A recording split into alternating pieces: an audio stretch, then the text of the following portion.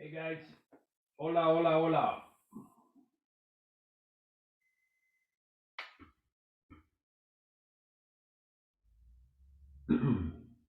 Hey Douglas.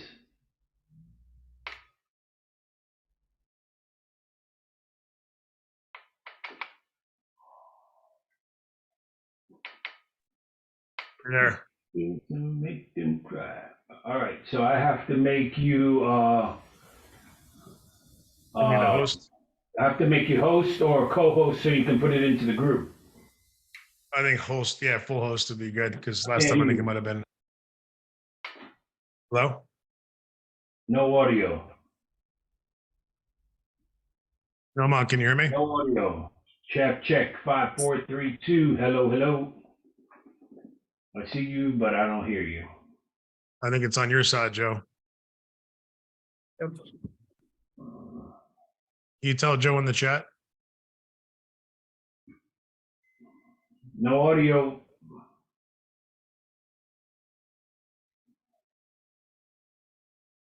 Wow, that mic just loves to give you problems. Oh wait, Yeah. it's not you. It's not you, Douglas. Sorry. Look. Plugged in, but not on my head. I can't see. I can't see you. Happens to the best of us. Thank you, Nauman. He said we could Can't hear see him. you. All right. You can't hear me, and I can't see you. Yeah. Did you get into the Facebook group yet? No, I need the. Here we go. Now I can't get. I need the. That I means you need have to the be host. okay. Make host. Shoot. Yeah, I was trying to tell you. Okay. All right. And I just want to recap. Today we're talking about the 5 steps to close, basically. Yep.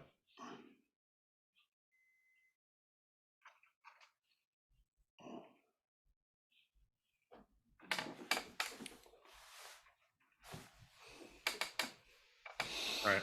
Man, that's bright.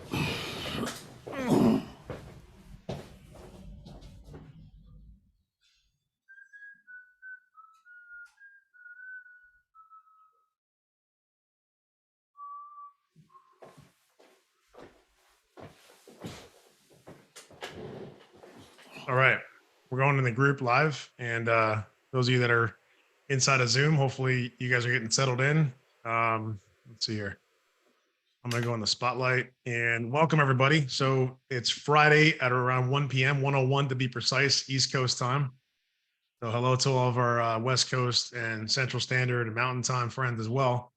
We're here for another conversation about real estate investing, and I'm excited to hear today to talk with you guys about the 5 steps to get to a deal closing.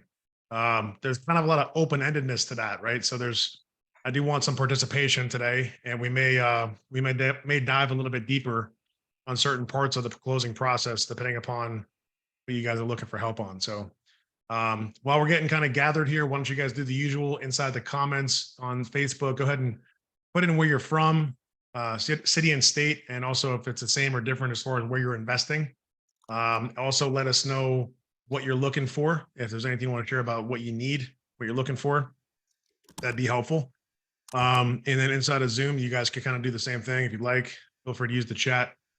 Our Zoom room here is for our team members and our private coaching and mastermind clients as well. So the Growth Collective clients will be in there and communicating. So we'll see them coming in and maybe spotlight depending upon what's going on, who's here today.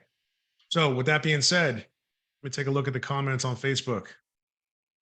Got anything coming through just yet? So we have a handful of folks on Facebook right now inside the group. My page is reloading, so give me a second here. Okay, cool. Joe's putting that there for you guys to kind of prompt you.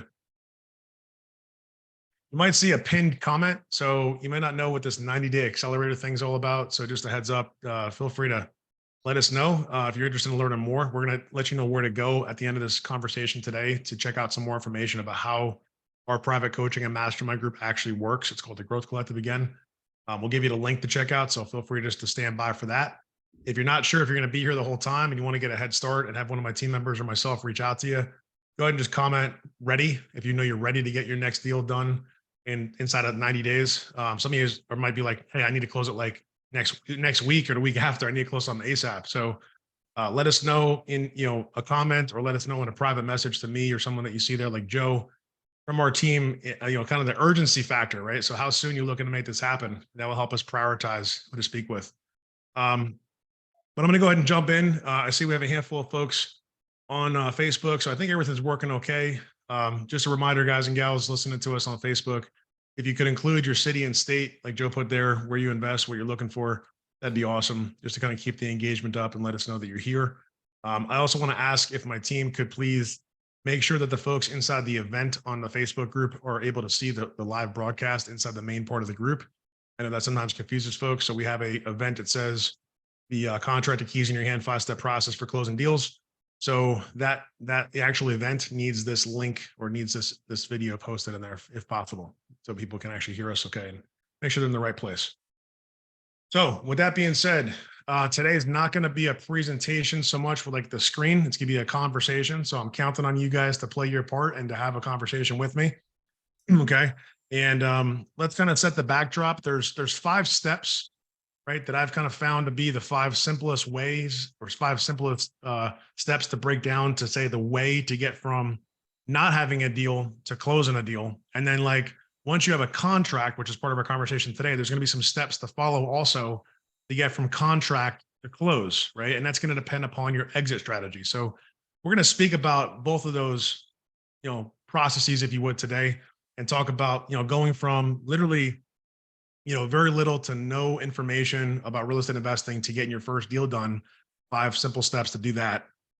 And then we're going to bridge over to, when we're at step 4, right, which is getting under contract. We're going to talk about contract to close. And we're going to talk about the steps to go from contract to close, and some simple steps to get there the fastest and the simplest and most consistently. All right.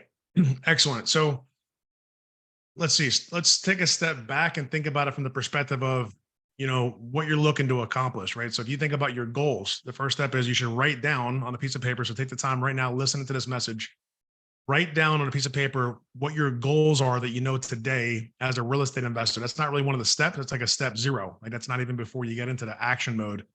Let's just talk about taking inventory of where you're at with your targets, your goals, your objectives, if you would, as a real estate investor. So if you want to kind of play along and participate, I'd really appreciate that. So maybe you could put into the chat or put into the comments on Facebook, like simply just the word flip for fix and flip, the word wholesale for wholesaling, obviously flipping contracts, the word hold as in buy and hold if you're looking to hold. And if you want to do all that, just put all 3 words, I guess, or put whichever ones would apply. If your goals include one or more of those things, like I said, put the one that sounds most relevant for you. And then obviously include the other ones if you'd like, if you're looking to do a little bit of everything, and kind of put it in the order if you could. Let us know what's most important now. Okay.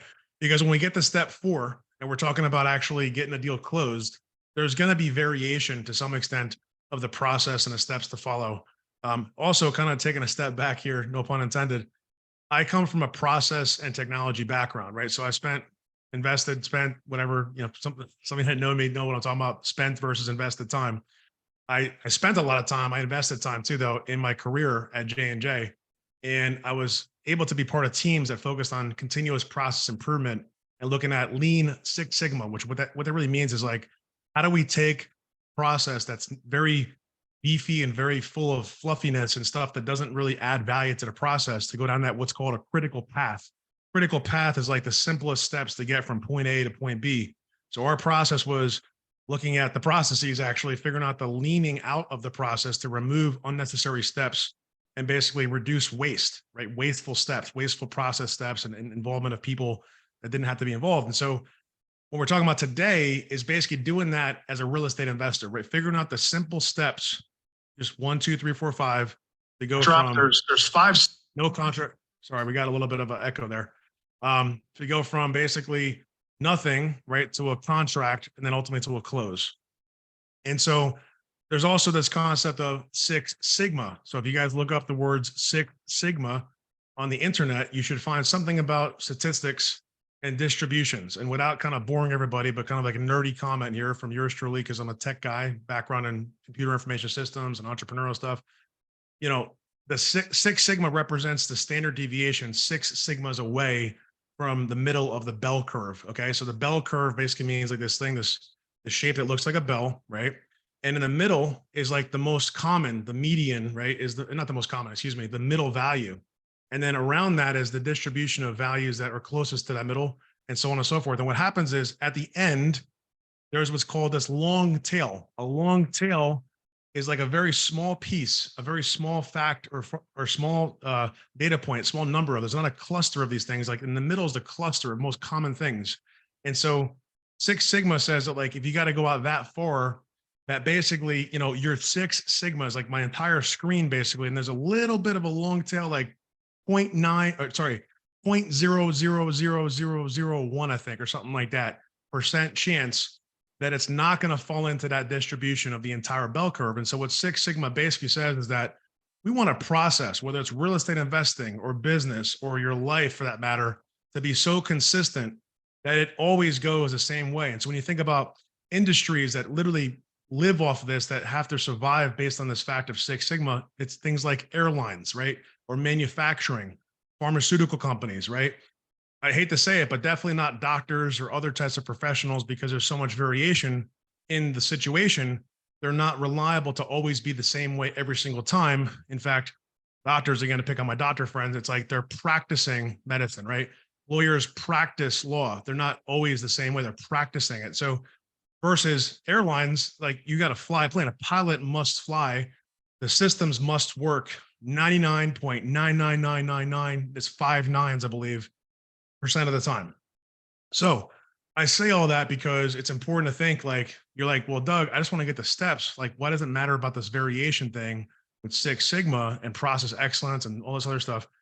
It's because if you create a process now, whether it's your first deal or your 1,000th deal, right? And I have clients and friends of mine at all different levels, like people that have done major, 9-figure type deals, people that are doing their first, 5-figure transaction, buying a piece of land, buying a small house in a really bad area, something like that. So really it's a full spectrum, but the fact is, let's create the process, right? With the end in mind. And that's another principle I coach my clients on, is like, start with the end in mind, everybody. Like, don't think about just right now, like what's the ultimate objective, right? So as you're thinking about what I'm saying and hear me talking about this, give me some feedback in the Facebook chat.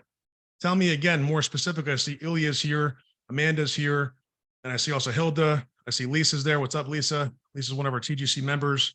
I think I saw Adriana a second ago too, another great Growth Collective member. So we got members from our private coaching group literally commenting. You guys can connect with them. So I encourage those of you on Facebook that see some of these folks, and I'm calling out names, to connect with them individually, shoot them a DM, let them know that you want to do some business, right? You want to find a way to work together and collaborate. They're there for you. They're in my quote unquote inner circle inside of the Growth Collective. And yeah, of course, you could be part of that too if you decide that that's a good decision for you. And if you go ahead and actually go through the steps we'll talk about later on, and if it makes sense for both sides. However, if you, for whatever reason, can't make it into the Growth Collective, you have folks here that are available to you that are part of my inner circle, my group of clients that can help put things together and make money with you guys. And they're looking to do the same. So really excited to have you all here. So thank you guys. I see Alicia just joined us. What's up, Alicia? Inside the Zoom. So check it out. So processes, right? Processes, like, man, this sounds boring. Okay, I get it. But like when you wake up in the morning, like we were talking yesterday, one of our sessions with another coach, and I think he was saying that said this, we have habits. We have certain things we do every morning. We wake up, we get freshened up, we use the bathroom, we brush our teeth, whatever we do. Hopefully you do those things. I mean, I think you have to do some of it just to survive, right? Get some water maybe, and like kind of get some food at some point, or go to the gym and then get some food if you're doing fasting, whatever your process is. But we all have a routine. And so why would real estate investing or building a business be any different than that? Right? Think about that. Why would we go about this massively exciting and beneficial process called building a business, and specifically an investment business in real estate? Time tested and proven to be the best, if not one of the, if not the best, one of the best, right? Like people could argue that investment vehicles in our lifetime that we're ever going to see, that's reliable, that has certainty, that has people, millions and tens of millions, probably hundreds of millions of people that have done some type of real estate transaction, right? I mean, probably billions actually, if you think about it globally. There's just, it's universal. It's not like a thing that's like that niche thing that we have to. So why wouldn't we look at it to be the best it could possibly be. Like set it up for success. And so when you think about the steps that I'm going to explain to you guys today, the steps are really simple, but if they go out of order, the process is going to fail. If the steps are not followed in the right sequence, and also if they're not followed through, meaning like there's this concept I want you guys to write down, and I've talked about this as well in the Growth Collective, but just want to remind you guys, there's inputs. Number one, inputs. These are not steps. These are just common things we got to talk about. Inputs into a process and a step in a process. Then there's the process itself that has to happen. And then the last thing is the output or the outcome of that process step. Again, this sounds abstract. Where's the real estate stuff? I'm here for real estate. Why is this guy? We're in Investors First Title. You know, this meeting is sponsored by Investors First Title Agency, which I happen to be a partner in. My business partner, Ken McCarthy, up there in New Jersey. Check us out, investorsfirsttitle.com. But the fact is, the reason why this shirt represents a great company to look at and say, title insurance. Well, title insurance has a process involved. You have to follow steps 1, 2, 3, 4, 5 in that business. Otherwise, you have major issues with title, right? Like we need to follow very specific steps. It's a regulated industry. So in a similar way, in real estate investing, there's steps to follow in a certain order. There's inputs into those steps. There's outputs of each of those steps. So I'm going to articulate to everybody today the steps to follow, the inputs, the processes in more detail, and then the outcomes of each of those steps. And then we're going to draw that. You guys are going to literally take a pen and paper and you write down input into the process. And then you're going to write down the process and some details about the process. And then you're going to write down outputs or outcomes of the process step. And then ultimately the final step is going to be what? Close and take title. And then obviously from there, it's like begin project, renovate and sell, or renovate and keep, or just find a good turnkey deal, occupy with tenants, whatever. We'll get to that point when we get there. All right, I'm going to check in real quick with my Growth Collective members here and see if there's any questions in the Growth Collective on the Zoom. And also I'm going to check in on the Facebook group if there's anybody inside of Facebook that has a question right now. And then we're going to continue down the path to kind of make sure you guys get this, the basic foundation, if you would, of what we're going to be talking about today. Okay, excellent. I'm going to take that as we're good. Okay. If there's a question, please, Growth Collective members, go ahead and put it into the chat. If there's a question on Facebook and one of my team members sees it before I do, go ahead and put it into the chat on Zoom for me. I'll watch on the left-hand side here. But I'm gonna kind of roll with it. I'm gonna talk about the steps. We're gonna get into the nitty-gritty, and we're gonna talk about inputs and outputs, and we're gonna have a lot of fun here. So, step number 1. Okay, we talked about step 0, which is determine your exit plan, like your strategy, what you're gonna do as a real estate investor. What is it? One thing, which I recommend, think about that primary target of like, hey, I want to buy and hold. I want to fix and flip. I want to wholesale, like what that one thing is. And then if there's a secondary or a tertiary thing, check it out. This is step 0, by the way. This isn't part of the 5. If there's a secondary or tertiary thing, a second or third thing you want to do, make it relevant to know that when you're doing step or, that first priority of an exit strategy, when you're going out there to find fix and flips, maybe you also are open to doing buy and hold, but make sure that you're giving the fix and flip the shot it deserves first. And then ultimately saying, if I can't fix and flip this, could I buy and hold this property? And we'll get to, again, the specifics of how that looks and the deal analysis and stuff like that. All right. So primary target, secondary target, and then obviously anything else you want to put in there as targets for your exit plan. That's like step 0. As part of step 0, I would also encourage you to take inventory of the assets, not just money, but time, motivation, desire, focus, willingness, like coachability, like all these different things that can mean something for whether you are successful or not. So take inventory of those skill sets and assets you bring besides just capital. Maybe it is capital. Maybe it's relationships. Possibly it's construction. Possibly it's management. Possibly it's being an agent or being a mortgage person or being an inspector or being a contractor, whatever that looks like. Take inventory of all that. And that's basically one of the key inputs, right? One of the major key inputs, that and the exit strategy of what we do to go out there. Step 1, process step is what? Source leads. Keyword is leads.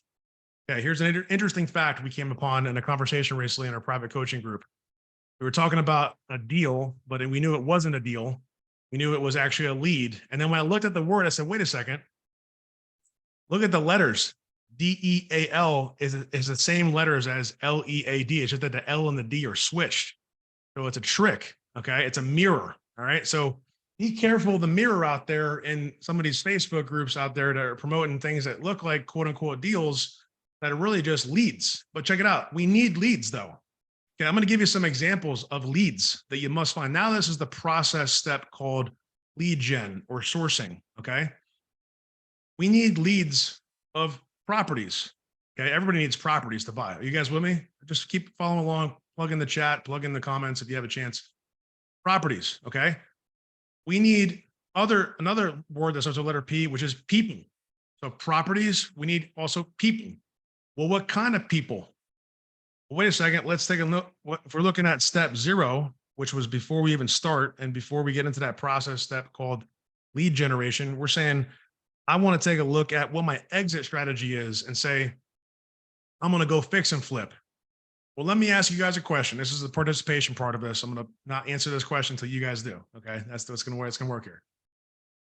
Who do you need people-wise in a fix and flip transaction to be successful? Who are some of the people, the types of people you need?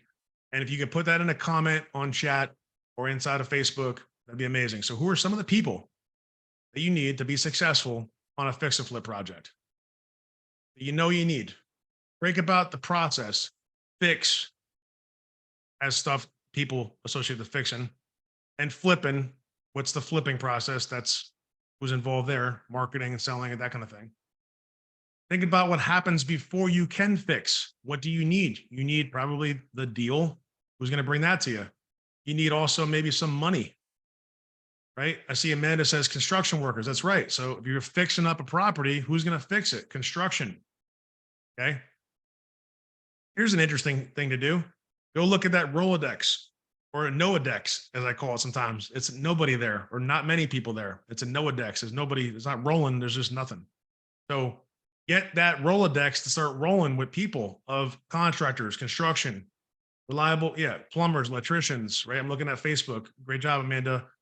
You got Hilda saying reliable contractor. David says seller, funding source, escrow, title, contractors, agents, and buyers. Yeah, that's a lot. David's out there talking about making stuff happen for sure.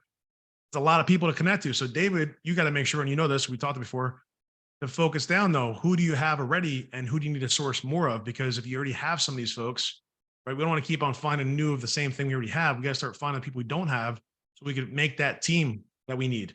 Lisa says, hard and private money lenders, contractors, listing agent. Excellent. Great job, Lisa. That's right. And Lisa's, again, one of our premier private coaching and mastermind clients out there in Arizona, making things happen in the Phoenix market. So excited for Lisa. What's to come for Lisa? Ilya says contractor, licensed GC, permits if needed, funding. Exactly. So Ilya, 100%.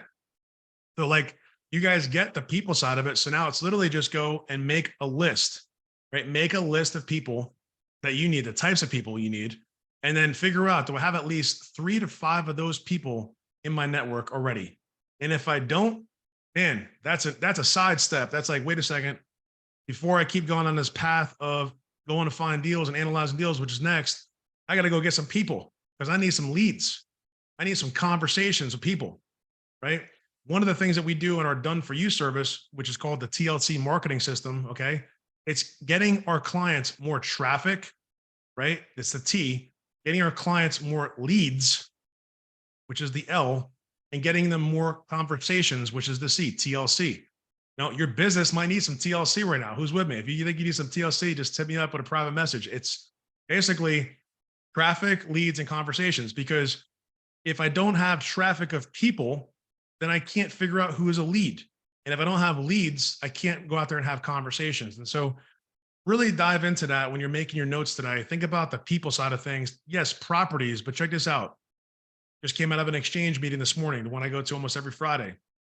And they're talking about people, right? One of the groups I was sitting around, how valuable reputation and people are to this business of real estate investing, as opposed to just properties. Properties will come and go. And as I've said in meetings, and I had this in a presentation for a long time, people and relationships will last potentially forever if you allow them to. Now, obviously, things change, things go well, things don't go well. And the recommendation I would say is if you've had challenges inside of real estate, outside of real estate, have hit roadblocks or speed bumps, or we're going to call it potholes, you got a flat tire as an investor, you got to still manage those relationships and be able to communicate. And that's something that we all have to work on, right? I've had to learn that the hard way through COVID, running dozen plus renovation projects through the toughest time in our lifetime as people, let alone as a real estate investor in business, seeing like a lot of my friends lose their businesses to, in things like restaurants, or my family's hair salon, thank God stayed in business, but was very close because they weren't allowed to do what they had to do. So going through literally the toughest time and coming out of that stronger, but knowing that you have to still be able to communicate and build those in trust and increase the trust in those relationships. So being willing to humble yourself and say, hey, listen, this isn't working. This hasn't worked right, but I know that here's my plan to get through this. That's really the strategy there. So people are complex. People are not properties, obviously, but people have major value add long-term. So make sure you're looking at your leads as far as people are concerned. Does anybody have any questions so far? I'm just going to ask that question and keep going. As the question gets answered, I'll come back to it in a second. We got properties, people, okay? And then I'll give you another keyword, which is project, right? Now, projects is kind of like properties, but depending upon your strategy, right? A project could be like, I know that I can run a construction project on this property. And I know, for example, that that's going to make value add to the property. So therefore, I consider that property to be a very important part, but projects is a specific kind of subtype, if you ask me, like of a property, right? It's a project versus like, I just buy a property that's turnkey, it doesn't get any work done. That's a different type of situation. And that would likely yield a different type of exit strategy. So those things need to be clarified when you're thinking about your step one, lead gen. But take inventory today, like as in now. I'll ask you a question right here, right now. How many properties have you gotten to your email or into your text or on a phone call or in a meeting you heard that you actually looked at, as in you got the address, right? You got the address, you looked at it on a map, or you drove by the property and you said, I'm either going to move forward and continue to analyze this because it looks like something I might want to do something with, or I've decided it's not. How many of those this past week, as in this week? I know it was Memorial Day weekend, so maybe we'll go back till Friday or Thursday, about a week since we last talked, have you looked at? So give me a number in the chat, inside of Facebook, inside of the actual Zoom meeting here. Tell me how many properties, number of, you've looked at in the sense of not going to analyze, not going to actually, look at the pictures, go inside the place, just literally getting leads. Like, is it 0? Is it 5? Is it 500? Like to what scale? I just want to get an idea of what you guys, as far as the number of, because if that number, right, is really small, then check it out. It's just a funnel. So if you have 5 things on top, you're going to have probably almost nothing at the bottom. If you have 500 things at that top of that funnel goes from 5 to 500, and you have a lot more possibilities. So same thing applies with people. If you have 5 people versus 500 or 5,000 or 50,000 or 5 million, that's called influence. All right. So the more people that you can influence, which is one of the blessings I have here, is to help influence you guys and help you create more success and fulfillment in your life through real estate investing. But the influence that we've been honored and blessed to create over time from building relationships and building groups out like this and doing transactions and helping people make money in real estate and grow their life and all the different ways has given us the ability to have some influence. So like if I have an opportunity for somebody who is in this group, for example, that wants to get that opportunity to be part of something that they work on, it's a lot easier for me to go out there and say, hey, listen, I have this deal, I have this opportunity we can collaborate on. Here's what it is, who's interested. And then I will get more people saying I'm interested because I have influence.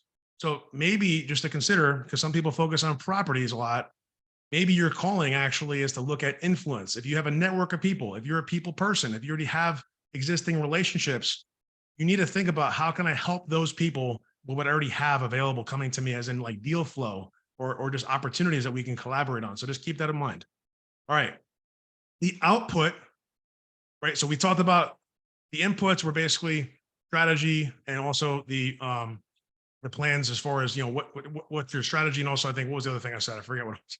It was basically people. Well, the steps were properties, people, and projects, but the actual output of this step is going to be going into analysis. So it's going to say, these particular people and properties are things that I want to analyze. Now, let's talk about properties first, because property is more relevant. properties that I want to analyze, why would I want to analyze a property? Well, if it meets some of the criteria. So I want you guys to think about it. When you were to tell somebody like your what's called your buy box, like what are you looking to buy, right? I don't know if you guys ever heard somebody say, some of my clients might hear me say buy box, but like if you're not a client of mine, you're just in the group listening, you may not totally know what I mean. So like, where do you want to buy? How much do you want to buy? What kind of project do you want to buy? As in like renovation, yes or no, how big, how small, those kinds of things. Net profit percentage. We talked about some metrics in our group, like specific metrics that are not as commonly used. We talked about that yesterday, actually, inside of our group. I kind of gave some really advanced coaching on how we analyze like projects, basically like a hedge fund would look at it, saying like just numbers, dollars and cents ratios of things that I've seen from doing hundreds of transactions and being part of funds and stuff. That's really cool. So fact of the matter is, looking at the analysis of saying percentage of net profit, maybe cash flow, cash on cash, those kinds of analysis things, we like to use tools. So I'm going to give you, I forgot to give you the tool. There's a tool for the first step. Okay. There's a tool for the first step to help you find properties. There's multiple tools actually, but the one tool that you guys could take away and kind of do something with right away, it's more of a research and data tool, right? It's called Nationwide Seller Leads, nationwidesellerleads.com. That's going to direct you to a trial for this tool, which is universally used by a lot of people, but that's our referral over to that tool, nationwidesellerleads.com. Now, disclaimer, I do not recommend most people to use this tool every single day like it's all you ever do. Because here's why. This tool is a data tool. This tool is an analysis tool before you get to actually property analysis, like market analysis, comps, things like that. It's not supposed to be for you to go out there and make a deal out of this tool. There's not a magic button you can press. And I don't know of one that exists in the industry. If someone does, please let's have a conversation and I'd be happy to look at it, but I highly doubt that it really exists because AI is moving fast, but it's not there yet where I can just click a button and say, give me the property I want to buy that I've been talking about buying for the past 2 weeks. It just doesn't, it's not there yet. It might be. This tool is a research and analysis tool for the pre-actual deal analysis, like market analysis. And so don't get stuck in analysis paralysis. That's very important in that first step, because that's where a lot of people fail. Property research, going on Facebook groups. It's another tool, by the way, Facebook groups, local Facebook groups that are in your local market that people are talking about real estate stuff. People talking about buying and selling stuff. Like that's those properties in those groups. There's available inventory off market in those groups. Obviously, the MLS and real estate agents is a whole process around that acquisitions that we have, a coaching process for as far as how to deal with agents to get what you want, not to get what's listed, not necessarily get what's listed because what's listed may already been exposed to the market and not a good deal anymore, but to get what's not listed, what's coming up. There's a process, there's a cadence, there's a conversation to have. So anyway, analysis, you can go to nationwidesellerleads.com. Okay. Check out the tool. It's got a 7-day trial, but don't get stuck in the tool. You got to get out into action mode. Action mode is like this. Where's my phone? Call on the phone, text on the phone, sit at a computer and type stuff. Send an audio message like I'm talking right now to somebody on Facebook Messenger. Hey, what's going on? I see you have a property XYZ area. I see you have a wholesale deal over there. I'm interested in getting some more information. I'm a professional real estate investor in XYZ area looking for deals like this based on what you're telling me, or looking at properties like this.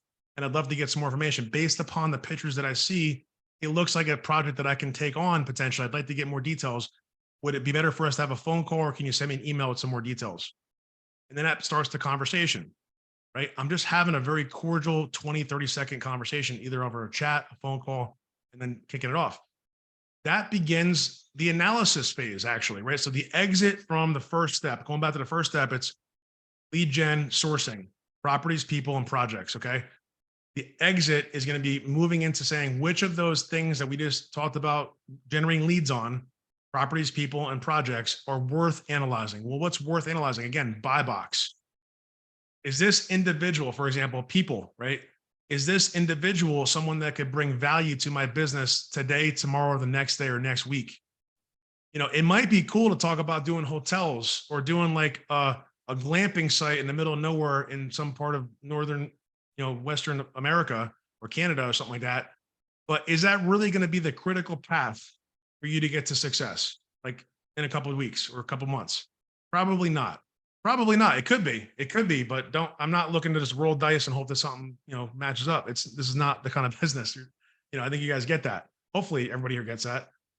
What I'd recommend is saying, how can this individual, this person add value to my business like now, like immediately, and I'm honored to say, like, I'm just one of the people out there. There's a lot of people out there that are willing to participate and do things on a service level basis, like doing funding or doing, coaching or doing this or that. But I'm very proud of the fact that we just had 2 closings with our coaching clients that were their first. It was 3 people involved. One had 1 deal, and then 2 gentlemen partnered up on the other deal.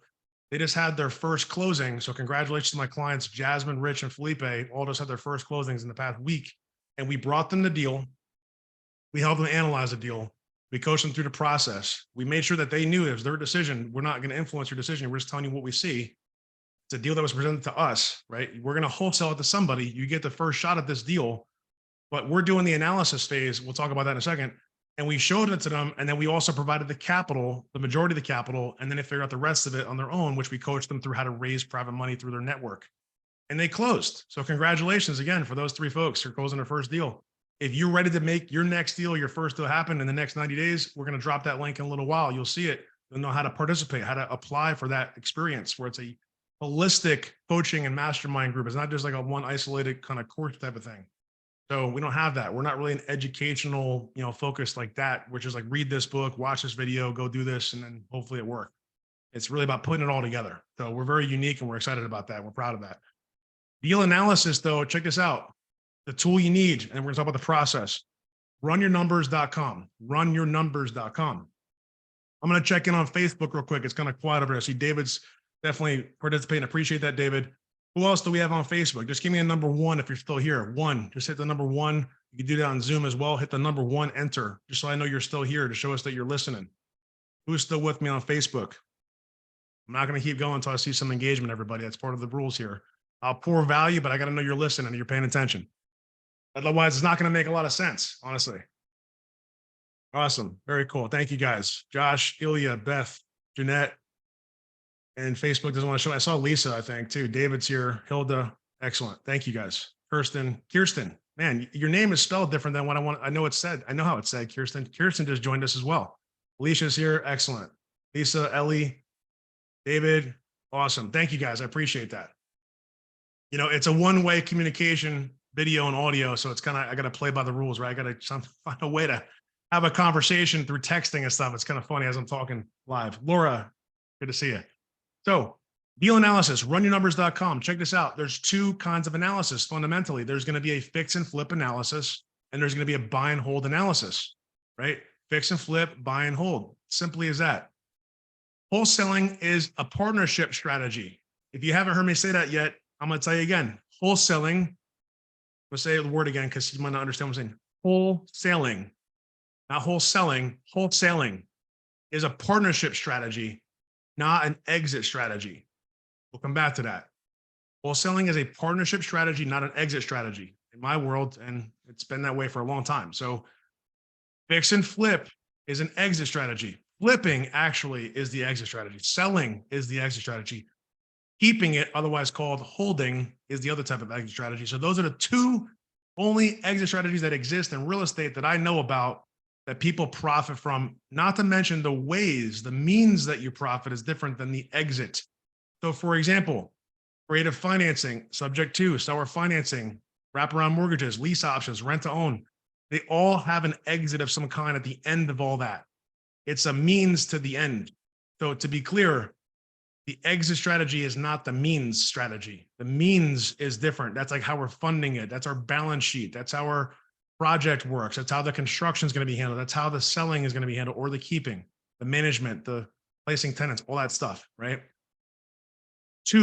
Only two exit strategies: flip or keep. Simple as that.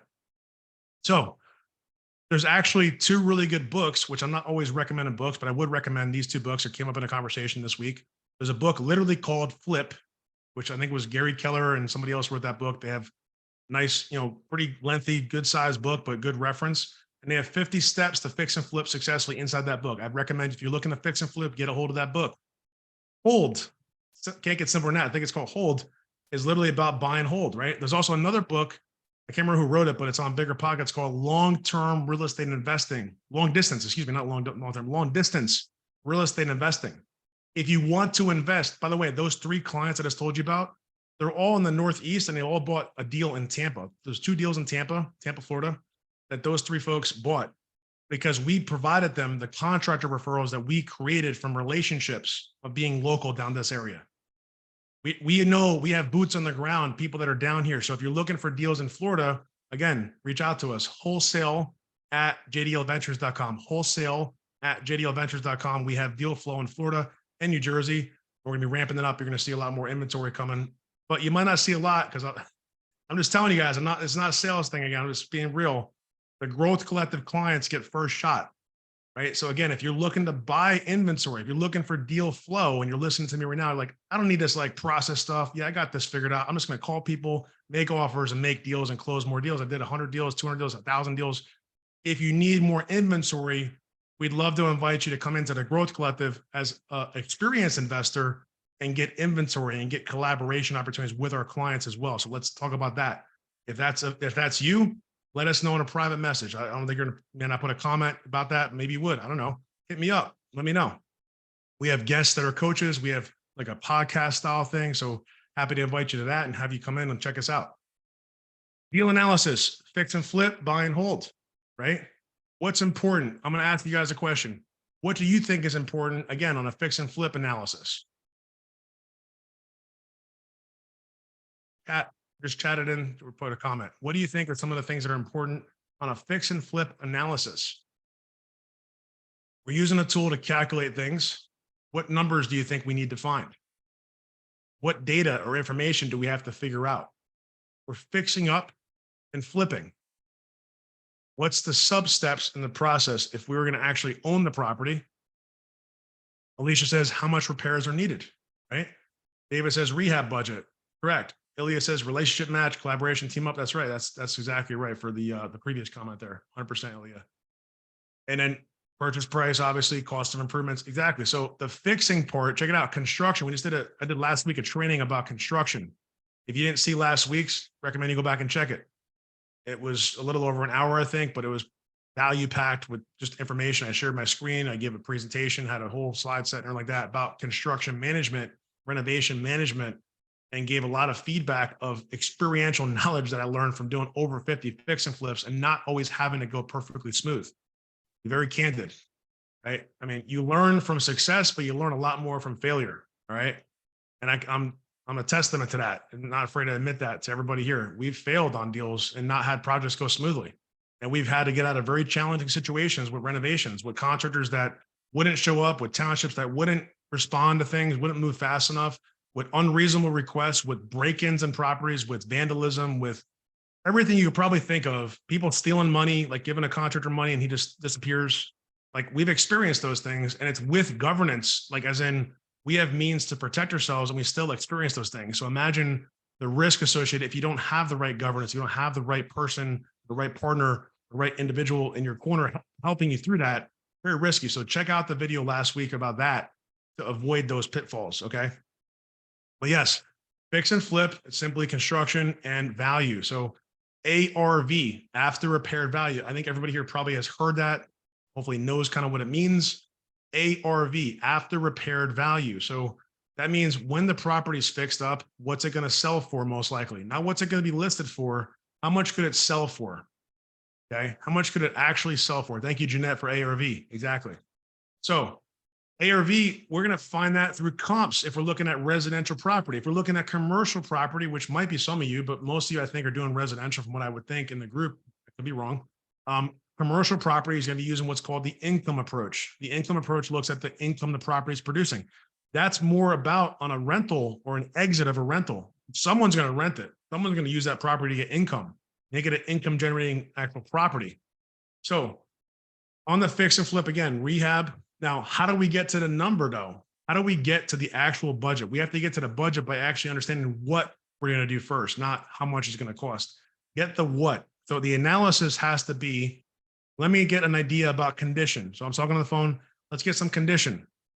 By the way, if you don't do this in step 2, you could kind of do this in step 4, as far as once you're under contract. We'll get there, but you're kind of also not doing it in the right order, if you ask me, because getting the information, at least initially, to make a good assessment of the ARV and what it could be, because you're doing certain renovations to it, you're going to spend so much money. That's important to do early on, so you're not wasting time later on. Okay, because you don't want to start going down this analysis path and not having all the information that you can gather now. At the same time, my clients will tell you, I don't like to go to properties until I have them under contract. I do not walk in I just telling you guys, if you want to think I'm nuts, it's fine. But I know it sounds kind of crazy. I believe that's a waste of my time to walk in a house that I don't have under contract, because everybody else could get that same thing under contract. And I'm just driving around town looking at properties that I have no control over buying. This is a statement for the whole world to know. Douglas G. Beck will not enter any of my companies into a contract without by actually going to the property. I'm going to do it over the phone. If you are not willing to sell me a house by talking through what it is and sending me pictures and giving me some due diligence stuff that I can look at over the phone, over the internet with my team, I probably can't buy what you're selling. It's as simple as that. Okay. And the reason being is because I'm not going to spin my wheels like I have in the past, and like everybody here probably has, looking at properties, and then there's 10 more people standing in a line out the door to do a group showing of a bunch of investors that are all my competition. I'm not going to participate in an auction. That's just not what I do. Right. So give me a deal before it gets to the whole world, and I'll tell you within the same hour, probably, if it's something I'm interested in putting an offer on. But I need some information. You can't say to me or to anybody here that knows what they're doing, I got this single family home in Nebraska. It's a great deal. Do you want to buy it? If it was in the street down, if it was my next door neighbor, I still wouldn't be interested in talking about it until you tell me what it was you're actually bringing to me. Like, is it, how much? What's the condition it's in? What's the issue? When does it have to close by? So that's part of the analysis phase, everybody, getting the basic details figured out, So make sure you do that. And if you're offering deals, if you're wholesaling, right? PSA, wholesalers and agents, and anyone that has a dealer trying to sell, the less information you provide, the less people that will actually move forward and be interested in moving forward. It's not me telling you that because I think it's an opinion. It's a fact. If you don't believe me, maybe you want to get your funnel, like where you just collect a bunch of people, like, hey, anyone interested in this, whatever you have, like in the middle of nowhere or somewhere, whatever, like, and then you get a bunch of emails. If that's your goal, well, that's kind of gimmicky if you ask me, but people do it. I'd rather have something of true value to bring to my network with details behind it, quote unquote, buttoned up, right? Buttoned up, meaning like it has depth before actually, I start bringing stuff. I don't want to bring something to you listening to me right now, unless I have an opportunity for you to participate somehow. It's not necessary for me to say, well, I'm working on these 3, 5, 10 different things, but they're not ready yet. And just want to let you know, you're like, man, I'm annoyed. Like, I don't want to talk about nonsense. I want to do something that's, it's what are the details? So get the details. Are you guys with me on Facebook? I'm going to kind of check in again. Just give me a quick why. If you're with me, yes. Why for yes. It'd be awesome. Get a Y in the keyboard going. That'd be cool. All right. Waiting for a second. I think we're going to get a Y. Who's got a Y for me? Who's with me? Y for yes. Kind of fun. There's Hilda. Thank you, Hilda. There's only got a couple people listening. We'll keep rolling. I see Alicia's there. She's making stuff happen. She's trying to put deals together right now over the phone, I think. Actually, I see her on the phone. Good. So analysis, we got to understand, actually, check it out. We got to understand the why, don't we? No pun intended, the yes, right? Why is the person selling? Why would I want to buy this? Why is this a good deal? Why would I want to take that risk? Why is this worthwhile? Why? Just write down the word why. Deal analysis has to be fundamentally around the word why. And it's not why not. And that's the thing. Psychologically, a lot of us are programmed to think that opportunity needs to be, well, why not? It's an opportunity. Right. But what if it isn't an opportunity? What if it's just a waste of time? What if it isn't as good as someone says because you didn't do the due diligence yet? It's a waste of time. It needs to be why. And one of my mentors from really early on put out a video recently. It really is funny. ¿Por qué? Why? I'm español. No mucho español. Un poquito. In high school, I learned a little bit of Spanish, but my friend down here actually was just talking Spanish to somebody on the phone this morning about a property he's working on. So it's kind of funny. And Joe also, he's on the chat or on the group here inside of Zoom. He also speaks Spanish fluently. In fact, he announces stuff on the radio. He's done that for decades in Spanish on the New York, one of the largest stations in New York City. Actually, he can tell you about that if you want to talk to Joe Irizarry. He's on the feed there. You guys can find him. Hit him up on a DM. So why? Well, I was saying one of my mentors said, if it's not a heck yes, he said, you know, the other part, but if it's not a heck yes, I'm absolutely 100%, then it's a no. Right? So is it a definite yes? Otherwise, it's a no. You know, so that could work against me, right? Because I'm saying, well, maybe I'll do a deal with Doug some way, and maybe I won't. So if I'm not definite, definitely I won't then. Okay. I'd rather you guys do that though than say, I'm going to do this deal. And then we get to a point, I'm not going to do this deal. You know, I mean, let's not lead people on to think you're going to do something and then don't pull through. That's horrible. Just spend the time, invest the time in deal analysis and due diligence so that you know when you say yes, it's a definite. Integrity is huge. So deal analysis, the exit is make an offer. Make an offer. Real simple. So input is I have a lead that fits into my buy box. Process is I do analysis using a tool like runyournumbers.com. It's a free tool. You get some number crunched, put some stuff together. It actually spits out the numbers of what you should offer, essentially, with some finagling of how you set up the whole thing, the analysis sheet. And you go like this. Hey, what's up, Mary? How you doing? I really appreciate the opportunity in that deal over there in Sarasota. Listen, after I did some further due diligence and I'm prepared to make an offer. Excellent. What's the offer, Doug? Well, listen, I know you're selling this property for $250 based on my analysis and based upon the condition of properties in that we spoke about and the pictures that you sent me, and based upon the market value that I'm seeing of X. I'm confident in closing within 30 days. I can do all cash with private money or all cash, hard money, however you want to represent, however you're doing it, at $150,000. Mary says, that's $50K less that she might set in her head. How dare he do that? Or 100K less, whatever it was. You know what? I'm okay with a reaction. I'm okay with you reacting. It's okay to have emotions and feelings, everybody. Like, look, it's good. Like, let's all feel warm and fuzzy or really angry, like whatever you want to feel. That's normal. But check it out. It doesn't change my opinion about what the number needs to be. My opinion is a fact in this case. It needs to be this number because I have data and information to support it because I did my analysis correctly using tools and a very simple process of gathering information about the condition, getting some people to help me figure out the budget if I don't know what that is, talking to a contractor, getting that plugged into my analysis, getting some comps figured out, right, in that sub-step of deal analysis to figure out the comps. Check out the tool that I just told you about, running numbers, gives you a lot of the information. It gives you the actual sold properties, the comps that you can literally pick and choose which ones you want to include. And it gives you multiple what are called AVMs, automated value method of calculating what these things are. Their analysis, the Zestimate, which is not useless all the time, by the way. It's a reference point, realtor.com. And then check it out. Based on dollars per square foot, you can look at the actual comps. You can search, you can do a lot of stuff with that tool.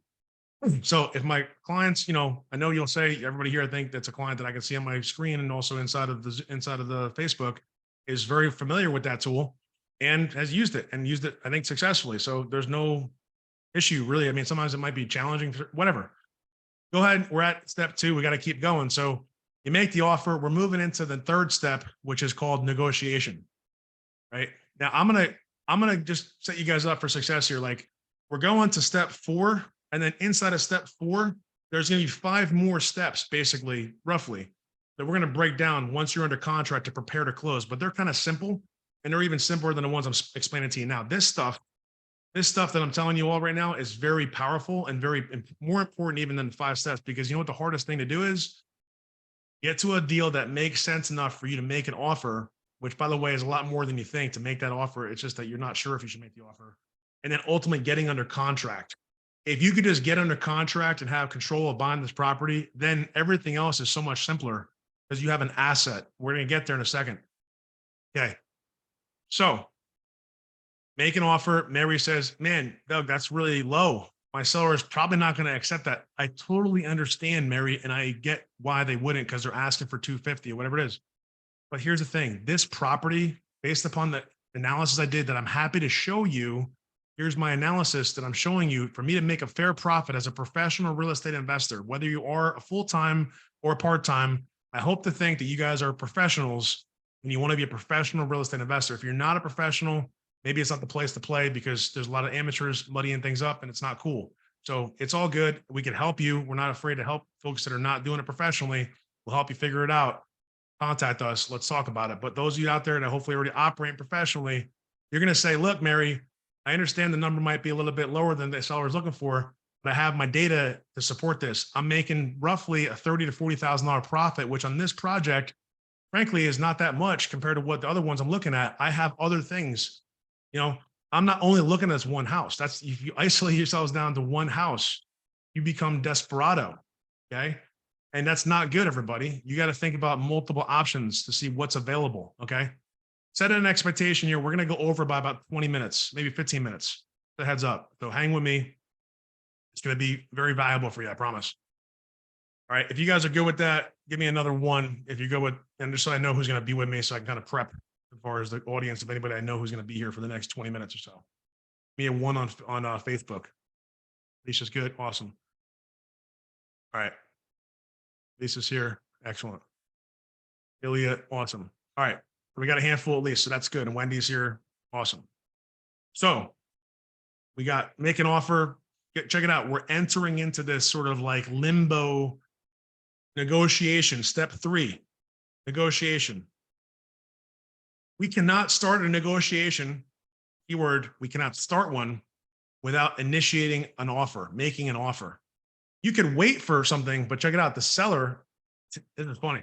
The seller already started it. They put a price.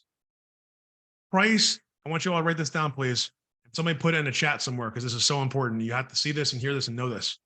Price is not the same as value. Price is not the same as value. One more time. Price is not the same as value. Value is the number, the dollar figure, the amount, however you want to say it, that someone is willing to pay. Value is the dollar amount that someone is willing to pay. Someone, may not be you, may not be me, but somebody out there sees value, okay? I have a really good example, which I'm going to try to give in a general sense, but I can't say specifically because there's a property I'm in the middle of actually purchasing. The company is, okay? So there's a deal we're in the process of buying somewhere. I'm not gonna say where it's at because if you give away too much, people start, acting funky or whatever. We'll get there. I'll tell you guys more about it when I have it fully ready to go. But we're in the process of buying a property somewhere, and the value is a number that's probably 20 to 50% more than what we're buying it for, as is in real life, actually on the market. 20 to 50%. Yeah, that's a pretty substantial range, but I'm telling you because depending on the buyer. So one buyer would see this property and say, man, there's not a lot of money on this because it's a long-term rental currently. Okay, that's probably about deep as I'm going to go. Not a lot of value there as a long-term rental. Another buyer would say, oh, you know what? They're just there for a short period of time.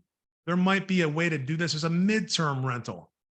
Or even, check it out, a short-term rental, or not even a rental. That's the next buyer. Hey, I don't need a rental. I just want a place that's just like that, just where it's at, and I'm willing to pay you full retail using a mortgage. You know what? That's probably my buyer for that property. The buyer that's going to leverage financing is likely a buyer who's going to pay the most. Wait a second. What's Doug saying? Guys and gals and everybody else, like, this is very, very, very, very important. And I want to help you with this because there's a lot of opportunity for you and me, you listening to me and my company is to help you here. If you have a property that has intrinsic value that you don't know how to monetize, what am I saying? If you have an off-market property that has not been listed or been exposed to the market yet, and you don't know or don't have the money or the know-how to own that property yet, and literally just put it right back on the market. If you can't do that yourself, please send me a DM. I'm willing to help, and I have the resources of people around me that are willing to help. That's one type of what I call arbitrage. Arbitrage is, hey, this is a unique scenario. It's off market and we're going on market. That's a model that we're going to be doing on scale in multiple markets. So if you have off market and you want someone to be your partner and actually help you take it to full retail, we're interested in talking about that. We are, like my companies are. If you have a opportunity that's on market, but maybe it's not obvious of how the real opportunity, the redevelopment opportunity could happen. We had a conversation like that yesterday. It wasn't exactly perfect, but the individual that brought that to us knew that and saw that. And the thing is, if it's a deal for somebody, right? Somebody could see this being a deal, then let's give it a shot and have us help you bring that to that somebody. Because you may not have the somebody, but we might. There's a good chance we do with our network and our reach and our network of networks, basically. And so we focus a lot, okay, as a company, as JDL Ventures, we focus a lot on what's called dispositions. Dispositions is a whole nother thing when we get out to the exit plan of saying, let me take a deal that's under contract and let's sell the contract. Let's close on the property and then sell the property to another investor. Let's find a way to exit this deal without worrying about touching the house or the building. Dispositions, okay?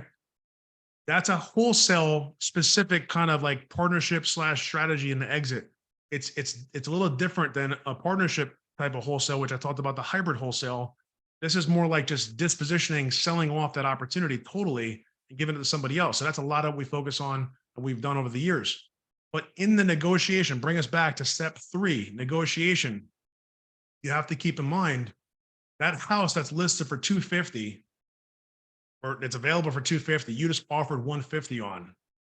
And the agent or whoever, the wholesaler says, there's no way, and you know what, that I'm ever going to take, or they're going to be able to take that number. You'll say, listen, I understand someone else might see more value in this property. I'm sure that's the case. But in my model and how I buy property, which is X, Y, Z, ABC, here's how I buy. This does not fit into my what's called buy box. I'll say that word again. This is not in my buy box in that number.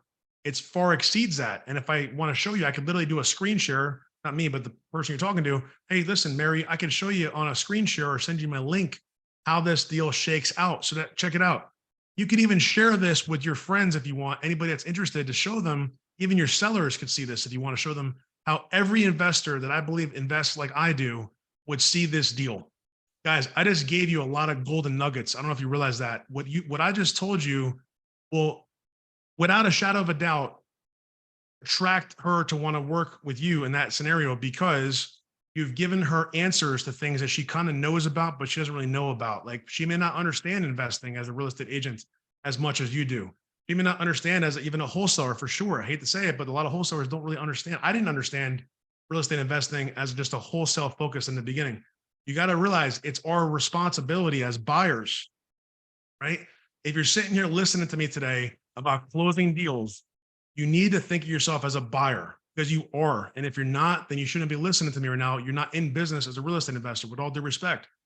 As a buyer, you're buying property, you're buying wholesale deals, you're buying opportunity, you're buying partnership into a transaction to do a deal with somebody. You're buying. So as buyers, everybody, right? We have the ability to just buy. That's one thing. But how about we buy and explain why? Buy and explain why. So like simply saying like, well, I'll offer 150, take it or leave it. Let me know. That's okay. You could do that, but that's probably the second or third conversation after you've negotiated a little bit. The strategy I like is like, look, it's basically premised on something I was trained on in a large procurement organization when I worked at Johnson & Johnson, called collaborative negotiation. Write that one down, collaborative negotiation. I want you all for a second to think, close your eyes for a second and imagine the people you're talking to. It might sound kind of weird. You can do it with you guys and you can laugh if you want, whatever. You don't want to see me. Just hear my voice. Pretend that the real estate agent and the wholesaler, picture their face and picture your arms around them on their shoulders, like you're hugging them like they're your best friend. And you're hanging out, just having some food. You're just enjoying a good time. You're laughing, you're giggling, you're smiling. You're just having an awesome time. If you envision yourself with your real estate people like friends, and a couple of people just this morning said this to me, and it's so true. if we just think about collaboration as we're hanging out and having fun and doing business at the same time, I promise you, when you change your perspective of that agent, that wholesaler, that guy, Doug himself is an adversary to me. We should be against one another for some reason. No, I mean, really, it's collaborative. We need to work together. There's too many people isolating themselves on an island and saying, I'm going to do this all by myself. You know what that sounds like to me? That sounds like greed to say it, but I'm being real with you guys. My responsibility is to not sugarcoat. This isn't like a feel good session. This isn't like just let's go to hear Doug talk about how amazing everything's going with life and real estate all the time for everybody. And the world's amazing. Yeah, there's a lot of beautiful blessings. Thank God that my family and I have a lot of blessings, and you guys hopefully have good things happen in your life. Just celebrated my wedding anniversary. My wife, God bless my wife. Been married 14 years. Excited about that. Thank you, Dima. I love you. You hear me right now? I just spent the whole day with her on Tuesday. It was a lot of fun. Had a great Memorial Day weekend and just lots of good stuff I could share with you guys. I'm gonna get really choked up, as you can tell. Her birthday is this weekend. We're going on a boat on Saturday. We're going on a boat on Sunday. It's gonna be an awesome weekend. I am blessed. It's not like something that just happened though. It took a lot of challenge, a lot of strife, a lot of focus. My dad's in the Zoom room. It's kudos to my dad and my mother, who we lost back in 2016, that they have afforded me the opportunities to be the man that I am today because of all the things they did for me as a child and for me to grow and be able to tell you guys. And my calling is to serve. It's not to just sit here in my office with my screen off with no camera and just talk to myself all day about how great my life is and do deals. I am here to serve. If you guys don't think so, then again, please, forgive me. I'm not doing a good enough job. And you guys probably don't belong in this room, with all due respect, because you're not hearing me right. So I'm not offended. Again, just excuse yourself. It's all good. We can still talk as friends, whatever it is, however you know me. But if you don't feel like you're being served every time I come on here to talk with you for an hour plus each Friday, every time I get on the thing, man, I'm doing something wrong. So fact of the matter is, we need to not just buy properties. Thank you, Lisa. I really appreciate that. And thank you, Chris and Hilda, for also kind of putting those notes there. Ooh, so buying is one part of the equation, but buying and helping people understand why, man, that is gold. Because check it out. I could show the person who's bringing me the opportunity, not just here's my number, but here's why. And you know what they're going to do? They're going to listen. They're going to say, wait a second, that lady, Wendy, that guy, Noman, that guy, Joe, Alicia, and Mr. Beck, John Beck, and Lisa, and Chris, and Hilda, and everybody else listening, you know what? Something's different about them. Something is definitely different. They actually tell me why. Maybe, just maybe, I should listen and see, what do they know that either my seller, my investor friend, whoever they themselves, they don't know something that you know, and they learn from it for free. So because you're giving value, you're helping them understand why. And then you're saying, okay, listen, I'd love to make a deal. If it's not possible, it's okay. I'm okay with that. Why am I okay if I just took all this time to make an offer, share why it was the offer, and still not get the deal? Why am I okay with that? Why do you guys think I am okay with that? Please, on Facebook and on Zoom, why is Doug and be like, appreciate the support and you guys like Lisa and everybody else, but at the same, be like also objective. Like, why would you be okay with that? Why should anybody listening to this message be okay with investing the time into that conversation with the real estate agent, with the wholesaler, with the deal provider, whoever's got this opportunity, just to find out you can't win it? Or did you? What did you win? That's an easier question to answer. What did you win in that process? Belmont says we learn. We do learn. That's one thing you won from, for sure. Chris says, yes, we're learning a lot from me. Thank you, Chris. Appreciate you. You're not gaining knowledge. Beth says, because it's not about you, it's about doing the right thing in your relationships. 100%. That's right on point. I love that. That's integrity, right? Give me a couple more to choose from here. I want to give you guys kind of some additional perspective on that and give you some additional ands after that, right? Because they're all good answers. Wait for one more, maybe. We got the next one. Somebody's typing right now, probably. Hopefully. I'll be sitting here for a while. That's the way, you guys. No, we'll keep going, but I'll give another 5 seconds. So last chance. Okay. The reason why it's an investment for me to have those conversations is because I know that that relationship, like Beth said, it's not just about doing the right thing though, Beth. It's about investing into that relationship, because it's investing into that relationship in the sense that that person now has a stronger place of knowledge and awareness to things that maybe they didn't have. Even the seller needs to hear that from you guys. You have a responsibility. We have a responsibility as a real estate investment community when we're talking to sellers directly, right? Which I don't do a lot of anymore. I do a lot of relationship-based acquisition, which basically means people that already have deals. But when those people talk to sellers, you got to invest the time to explain how and why and all that kind of thing, because there's things that they just don't know. It's a lot of noise. I mean, the world is just filled with noise, media, TV, news, all kinds of stuff. And some of that stuff is true, but they need to know the facts when you're in the moment as the expert. So it's our responsibility, but it's also an investment into the relationship. And more than likely, even with a seller that you invest the time with to do that, that seller, if they're happy and you close, which is what you're supposed to do, if you go into contract, you have to close, right? There's ways around it if you find out new information, but we're not there yet. You close, they're going to be excited about sharing to their friends and other people they know that have a property about you buying their property successfully. The wholesaler will do the same thing. The real estate agent will do the same thing. It's about relationship building by doing it and by helping people at the same time, but not just by closing, being transactional, but by being relational. Okay.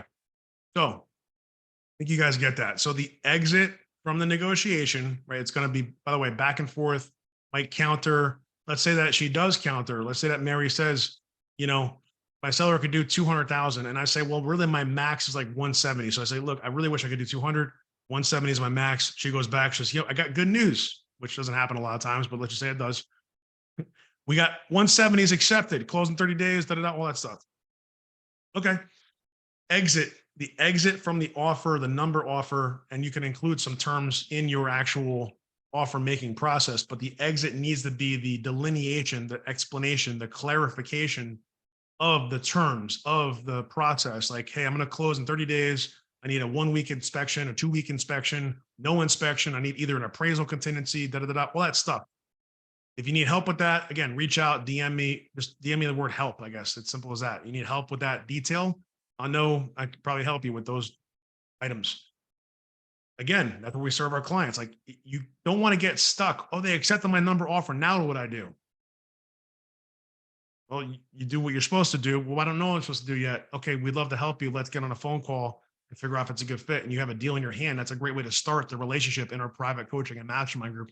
In fact, we have clients of ours collaborating with one another, funding each other's deals and doing deals together. Like, how about that? I mean, that's pretty powerful.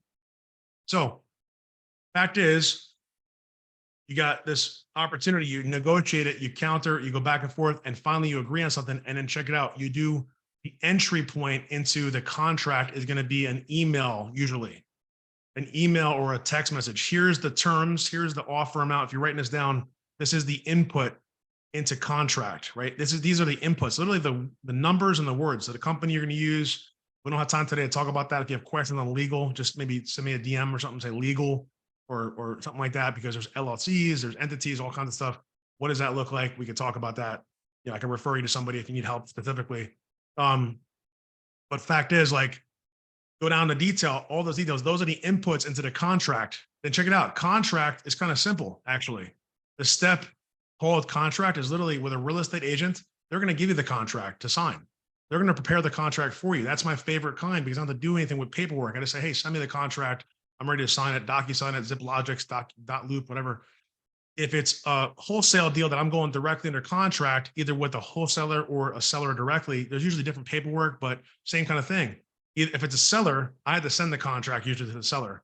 Again, a step I don't really enjoy having to do, because I have to think about, getting their email address, waiting for them to sign it or going in person, all that kind of stuff. It's just not my favorite thing. It's like, I'd rather have somebody send me stuff. Hey, you sign it, Doug. Once you sign it, we're good. Okay, great. We move to the next step. It's easier. It's a critical path to close. So, okay, we go into contract. It's literally just taking everything from negotiation that exited from negotiation and moving it into a contract format, putting it into writing, right? Making it legal. Now, in that process, this is where we go deep dive. I want you guys to kind of draw contract to close somewhere on your paper, listening in. Someone could write that as a comment, contract to close. Contract to close. right? Throw me a comment. Contract to close. Oh, it's a little cool gift my wife got me recently. Maybe not recently, but it's life is good kind of thing. It's like apparently the kids, like my kids, you know, they like these like stickers on the bottles. I mean, whatever. It's like permanently stuck on. But this is nice. This is a good water bottle. This has ice in it from like a day or two ago, and it's still ice. It's pretty legit. So I definitely recommend this. This is a good product. Life is good. Steel canister. I don't know, water bottle.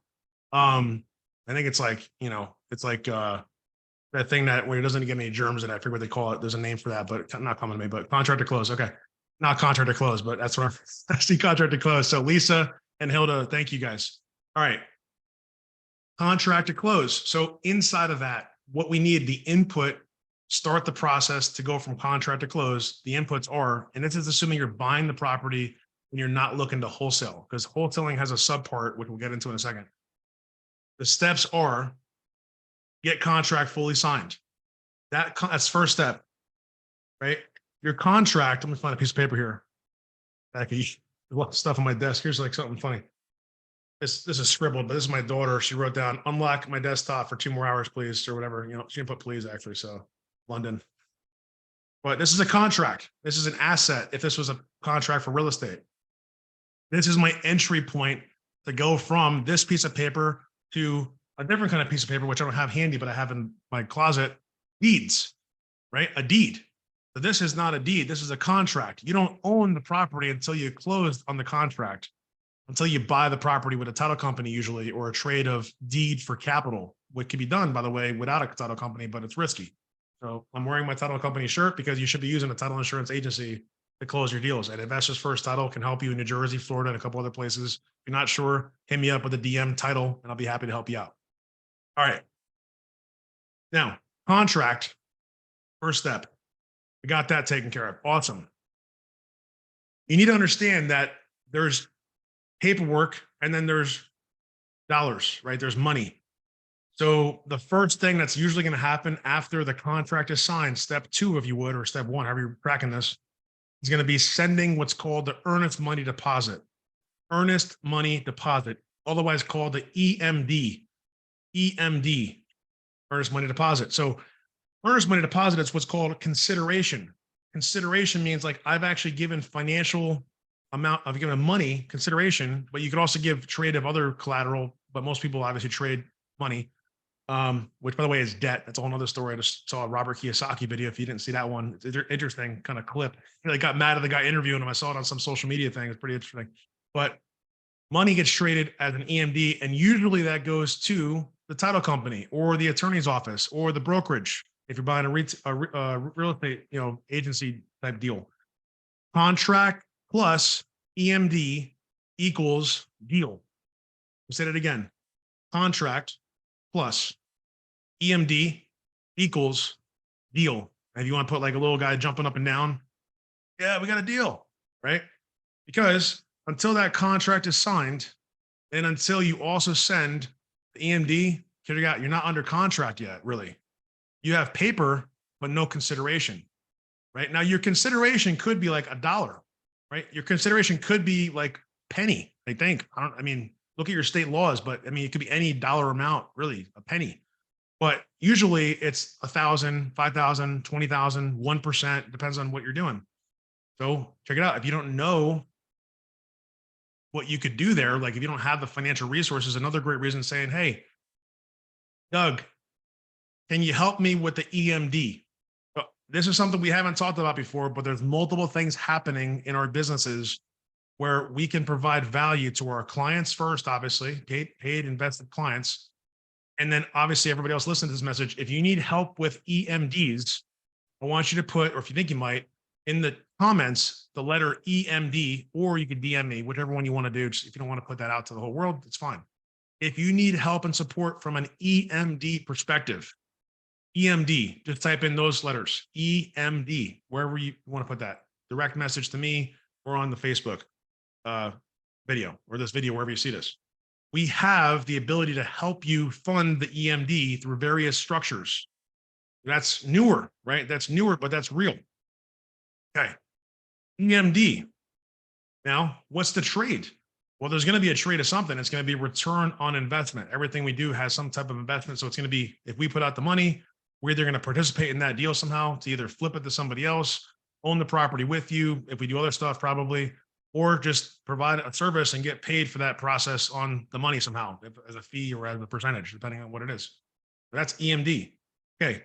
EMD and contract equals deal. Now you have a deal.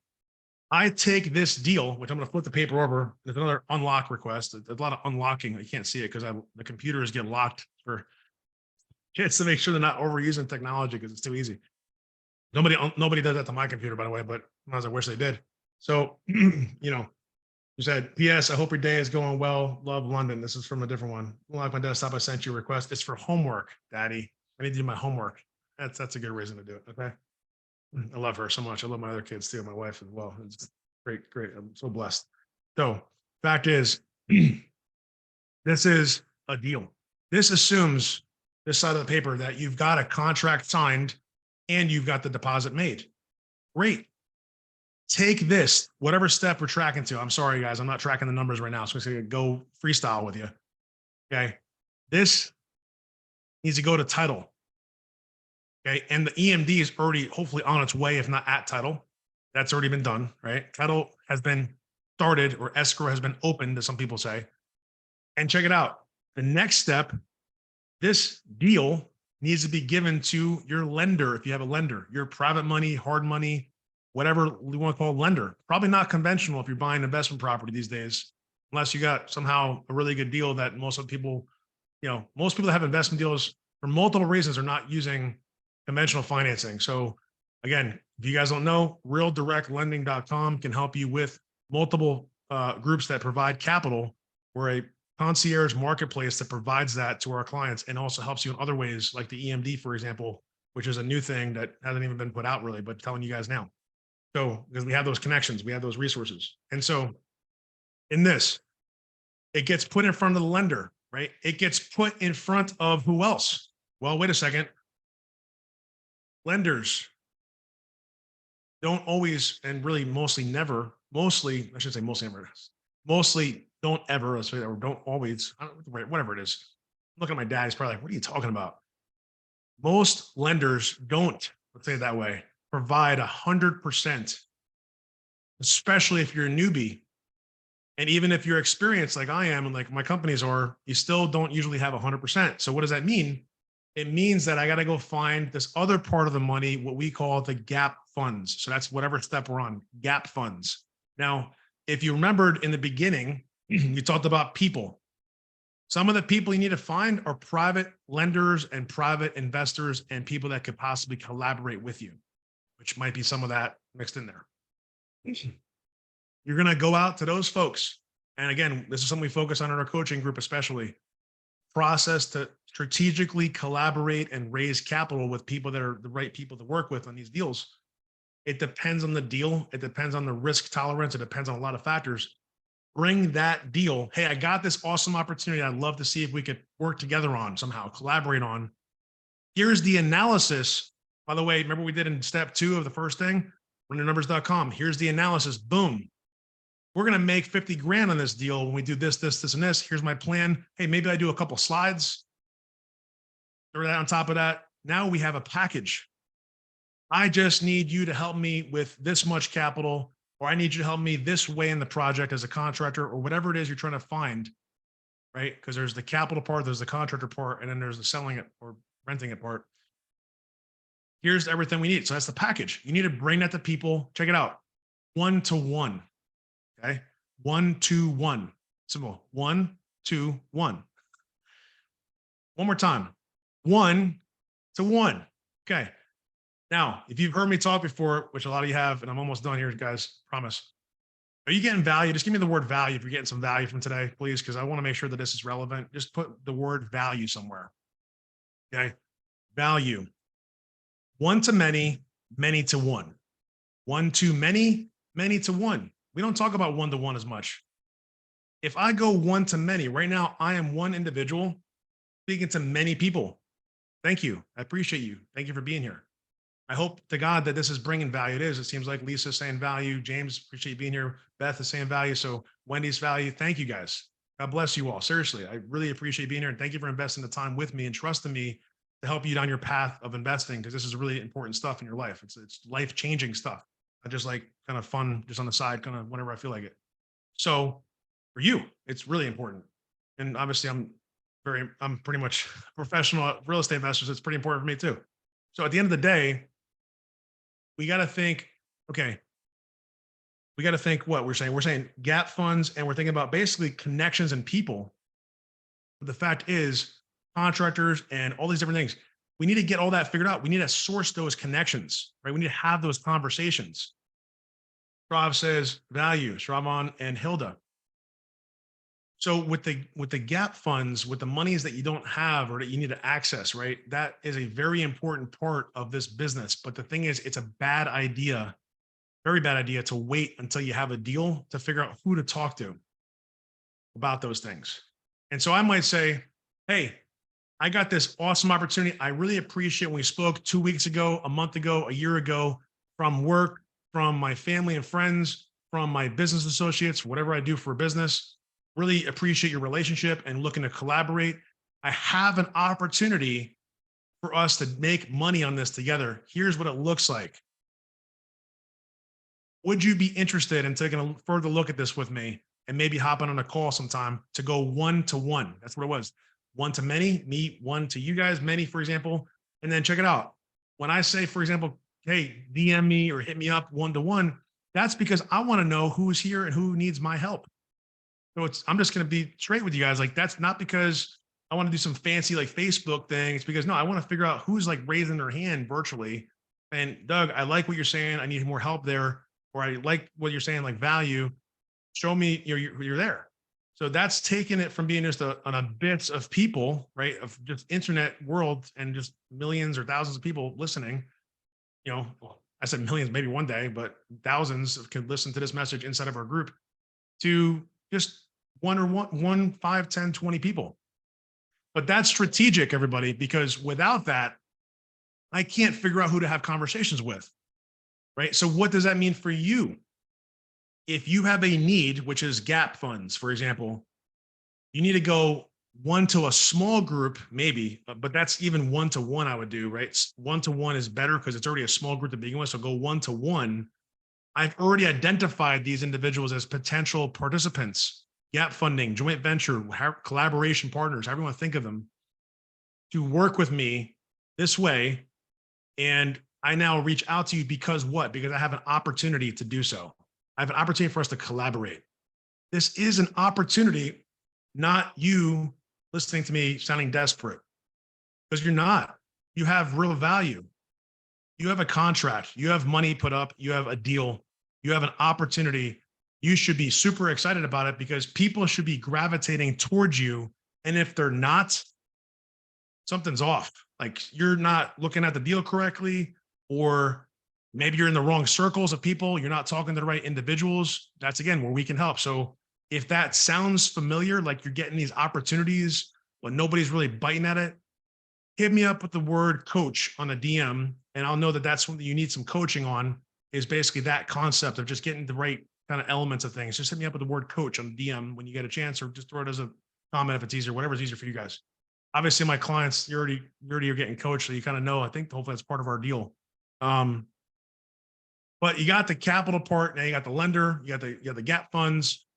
Check it out. There's an inspection provision. Maybe there is, maybe there isn't. I don't know. That depends on what you agreed to. You might have an appraisal.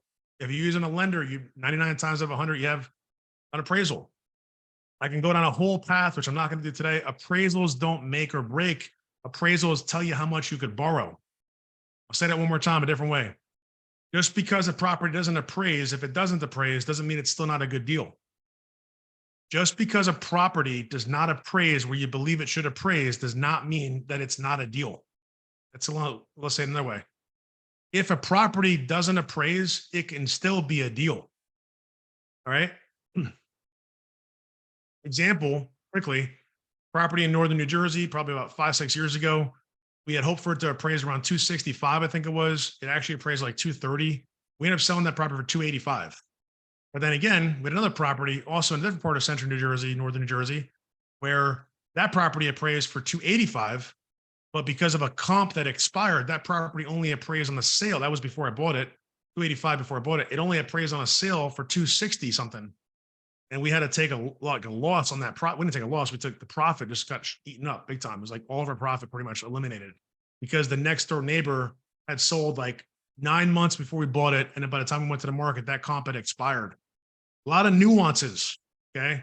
Lots of nuances. So if you guys don't get all this, that's okay. That's another reason to kind of go like this, 1-to-1. Let's have a conversation. All right. Appraisal, inspection, all that stuff. Get scheduled. Check this out. Here's another one for you. And I apologize. It might not be 5. It might be like, depending on how you count this. Okay. It might be 10, whatever, but it's parts of this. So it's like funding, due diligence, and stuff like that. You got insurance. Insurance, right? Lenders require insurance. Buyers and owners should have insurance usually, right? Like it's a good idea. Without insurance, if something happens at a property, you're going to have to pay out of pocket and deal with that. Okay. Now, insurance is all property insurance, and then there's title insurance. Title insurance is different. Title insurance. Hey, sweetie, thank you. Oh, see, I get notes. This is like, this makes my day. Like, and I'm happy I hung out with you guys. There's like a whole thing. Yeah. So I'll read just a quick commercial break and we're wrapping this up. I know I'm way over time, guys. I apologize, but I just got to finish this up here. Hey, Daddy, hope your day is going well. Mommy's going to make some dinner and she wants to just know, are you hungry? Just text her yes or no. Also, can you unlock my Microsoft desktop? Love, London. P.S. Miss Allie and Colton are here. Friends. Yep. All right. Hold on one second. Hey, I'm in a Zoom right now. I just got London's note. I'm okay. Thanks, babe. I love you. All right. See ya. There you go. It's real life. You know, got to do things that matter. Okay. Insurance, title insurance, property insurance, right? That's the 2 main types of insurances. Here's a little nugget for you. We just had this on a deal recently. Property insurance has to be effective as of the day that the property is closed on. It can't be in the future. It has to be like the day you close or before you close. So you have to think when you're talking to your insurance people, not title insurance, no about property insurance, that they have the dates correct and that you tell them what the COE, close of escrow, looks like. They should be asking you that, but if they don't, you got to tell them. So you have your money, you have your due diligence stuff done, and you have your insurance. Now, check it out. Let's prepare. The next step is prepare for the project. And the question is, what is the project?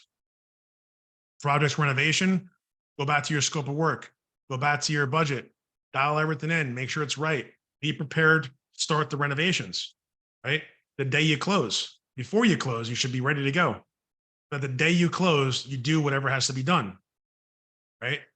And so if you're not prepared, you're going to spend time and lose money of the time that it takes to be prepared after you buy the property. So you have that period of time before you buy to do that. Let's see. What do you guys think I'm forgetting? Let's do a quick pop quiz. What have we forgotten?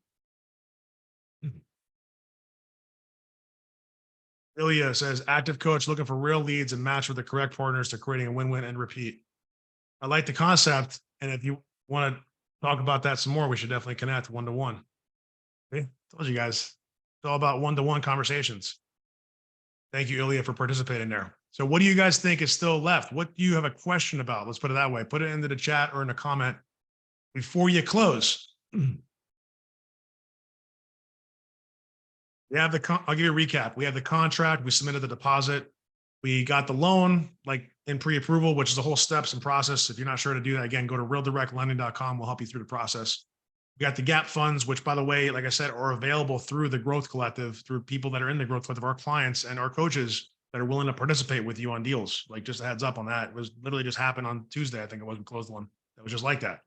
And so my dog's coming in the room. Sorry, guys. Was it raining outside? It's raining outside, I guess.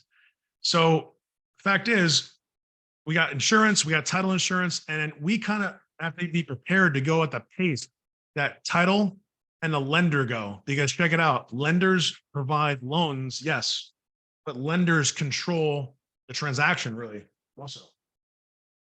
Lenders control the transaction, meaning that if they need to close sooner or later, I mean, unless you have an alternative, you're at the mercy of that lender. So you might want to be in regular communication with the lender out of all the different constituents in the transaction and the title company. So then check it out. They set a closing date. And what do? You go to closing, you get a pen. They give you usually a blue pen if you're doing loan documents to make sure. That's what I remember, at least from a lot of the closings I've done, right? I'm signing loan documents, right? And it's blue, black, whatever. But blue is because they want to see, that basically you have actually signed it and not photocopied the signature or something like that. That's a thing. But one of the lenders at West Coast would require that. So essentially I'd sign the loan and then check it out. The deal is now closed on paper, but what has to happen is the title company gets all those documents, and this is kind of after, but during closing, they take all those documents, the mortgage, the note, all the different things. If there's none of that, just a deed that's been signed by the seller and notarized and stuff like that, and then take all that, they take the HUD or the CD, and they say, okay, everything's on paper. We're going to submit that for review and approve for funding approval. Lender, you're going to go ahead and fund this if this is all good. If not, let us know what's wrong. Okay, it looks good. Perfect. Funding is approved. Now what happens is disbursement. Disbursement means seller gets their proceeds, wholesaler gets theirs, agent gets theirs. You get yours to buy the property to go use for the purchase of the property, but you already gave your wire. Somebody sent the wire to the title company to go do that gap fund, or to go put that money down to basically put the money that the lender didn't give you into the title's escrow so you check and balance everything. And at that point, disbursement basically is funding. Everybody gets paid. The transaction is closed, and then post-closing, final thought here, just so you guys round it out, just so you know this happens, title insurance handles this, title companies handle this. They take all the documents, and the ones that need to get recorded on record get recorded, and a lot of times they get e-recorded, meaning electronically recorded, and then originals have to go where they have to go. Sometimes a lender needs something, sometimes you need the deed, right? Like you want to have the physical copy. So that's all depending upon the process of the title company. Again, just check out investorsfirsttitle.com. If you have any questions about that. But all in all, you own the property now. So congratulations, you closed. You're just getting started though, right? Because you didn't do the renovations yet, if there are any, and you might not have a tenant in place yet. And if you do, you got to get to know that tenant, and you got to go out and meet them, or have somebody go out there as a property manager, whoever, and get that thing, under control of the property. Make sure that you're going to start collecting money every month if you have a tenant. And if you're doing a fix and flip, get the property secured, right? Get new locks. Put a lockbox on the door that has a code on it that you can put the key in, so your contractor can go whenever they need to. And you have maybe a security system, maybe you have a camera system. It just depends. Utilities is another thing. That's one of the things we should have talked about that before we closed. Make sure your electricity, your gas, your water, sewer, all that stuff is turned on if it's not already turned on.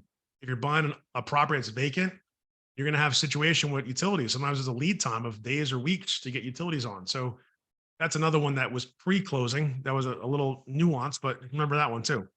All right. So I think we pretty much rounded it out. I told you guys before, and I'm going to consider this a gift, right? This is a gift. I'm going to tell you guys that I'm inviting you all, right? Simply to go to the website that probably Joe just posted a website about Investors First Title. That's a great website. But the next website, okay, is the one that you can go to learn more about how I can, and my team of coaches and the group of clients and members of the Growth Collective can help you take it to the next level, or just get that first deal closed, doing some or all the stuff we just talked about today, and how that all works. Kind of have a video on our website that kind of explains the gist of it. And then you could set up a time to talk to someone from my office, myself or someone from my office, about the whole process. So I want you guys, if you could, please go to jointhegrowthcollective.com. Jointhegrowthcollective.com. I think Joe is going to hopefully post that there in the comments in a second. He hears me say that, and it's going to be, the website is going to take you to a page that has a video. I'm in the same exact office, looks very similar to this. Hopefully we're in a different shirt, because sometimes I wear some of the same shirts. I'm not going to lie.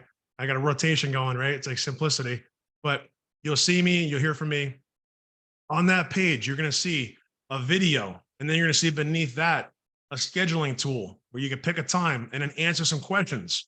Those questions help us understand like what you're coming in with, who you are, what you're looking to do, what's important to you, what are you willing to invest as far as time and money, that kind of thing, into your business, not just with us, but into your business.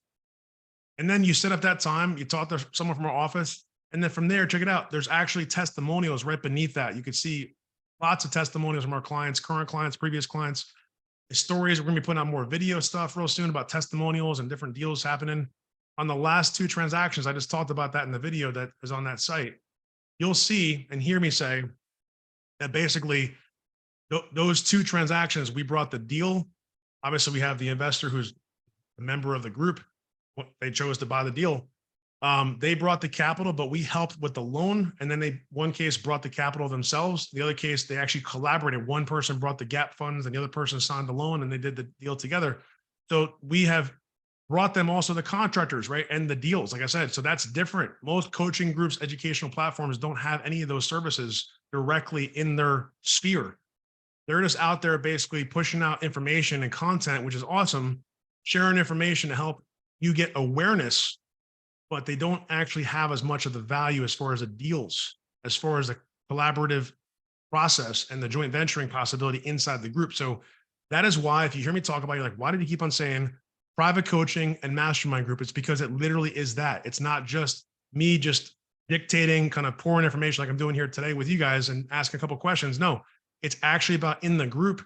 People are connecting. People are talking about how they can do deals across the country with one another. One of our clients just flew in from Hawaii to Tampa to go do some stuff with another person who's actually a coach and who might be a partner on a deal. So and they're already doing stuff with that individual on large deals. They went from doing fix and flip in Hawaii to doing syndicated deals all across the country.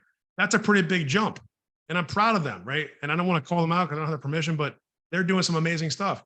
And so just be aware that there's a lot of transformation and growth. It isn't always about just closing a deal, though, just to be clear. Like, we do help our clients get results, right? But we're not just about getting results and then saying, you did what you had to do. Have a nice day. See you later. It is about building relationships that persist, right? So we want to find ways to continuously collaborate. And we have, as part of our program, ongoing access to the group, right? To the people that you meet, kind of like the alumni, if you would, of the group that have gone through this process with us and are part of a community that's separate and private from this community. So if you want just that, even there's a way to get into just that. So look, I'm not going to sit here and tell you any more about it. Go check the website out. 2 of my team members looked at, they posted there, jointhegrowthcollective.com. Check out the site, go through the video, a short little 4.5-minute long video. Do it today. Do it right after this, even. It's just top of mind. Fill out the form, get the application submitted through the scheduling of the tool, and you're going to have an opportunity to speak with someone in my office either today, early next week. If you need something sooner, just DM me, say, hey, I would like to talk today if possible, and I can't find an appointment. And then that's fine. I'll get you on the phone with somebody myself, even if I can hop on a call. I do have some flexibility this afternoon, so I will be available for some of those calls personally if you want to jump at it today. If it's Monday, it might not be Monday because I'm not always available on Mondays for different things we got going on at the company and also personally. So today I do have some time this afternoon. So just a heads up. I appreciate you guys. God bless you all. I'm so honored and privileged to be here serving you every single week. And I'll see you next week as well, but hopefully talk to you way before then. And until then, God bless and take care. Have a great weekend.